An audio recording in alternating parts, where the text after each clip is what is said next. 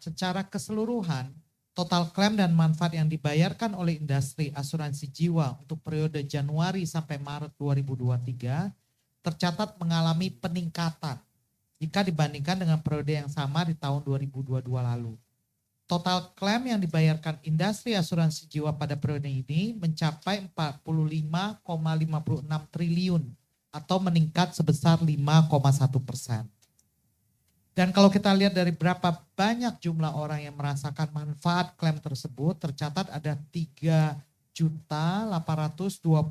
orang yang menikmati atau merasakan manfaat dari produk asuransi jiwa yang mereka miliki. Tentunya ini dapat menjadi bukti bahwa industri ini merupakan industri yang kuat dan mampu menunaikan kewajibannya dalam pembayaran klaim sesuai dengan kontrak polis yang telah disepakati. Di slide berikutnya kita akan melihat bahwa total klaim dan manfaat yang dibayarkan industri asuransi jiwa untuk polis-polis yang berakhir masa kontraknya sampai akhir Maret 2023 tercatat sebesar 5,41 triliun atau kontribusinya sekitar 11,9% dari total keseluruhan pembayaran klaim dan manfaat. Klaim partial withdrawal mengalami penurunan 19,5% menjadi 3,96 triliun.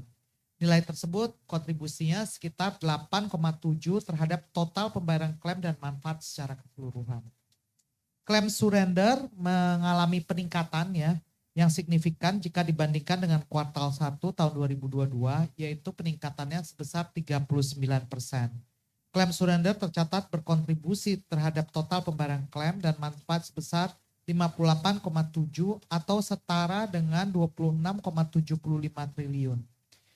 Tingginya klaim surrender yang dilakukan para pemegang polis di awal tahun 2023 menjadi tugas bersama bagi para pelaku industri untuk terus meningkatkan edukasi kepada masyarakat bahwa industri asuransi jiwa merupakan kontrak jangka panjang. Manfaat atas produk asuransi jiwa ini akan dirasakan lebih maksimal pada masa akhir kontrak. Kalaupun ada kebutuhan yang sangat mendesak, sebagai alternatif pemegang polis sebenarnya dapat mengajukan klaim penebusan sebagian atau biasa disebut juga partial withdrawal sesuai dengan ketentuan polis agar pelindungan asuransinya tetap berjalan. Slide berikutnya kita lihat bahwa total klaim meninggal dunia yang mengalami penurunan sebesar 5,8% menjadi 2,89 triliun.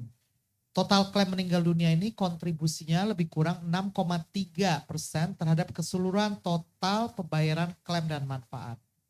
Sebaliknya, klaim kesehatan juga menjadi salah satu jenis klaim yang meningkat cukup signifikan.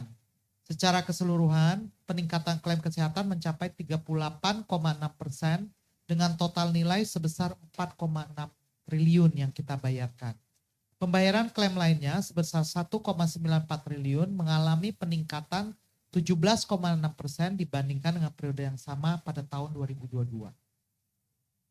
Total slide berikutnya, secara lebih detail, klaim kesehatan perorangan menjadi salah satu komponen yang peningkatannya sangat tinggi, di mana secara year on year naik 42,7% atau secara perolehan tercatat sebesar 2,9 triliun.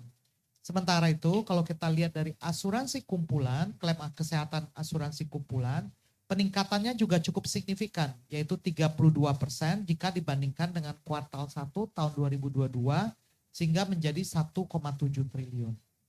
Peningkatan klaim kesehatan ini merupakan dampak dari adanya inflasi medis yang cukup tinggi.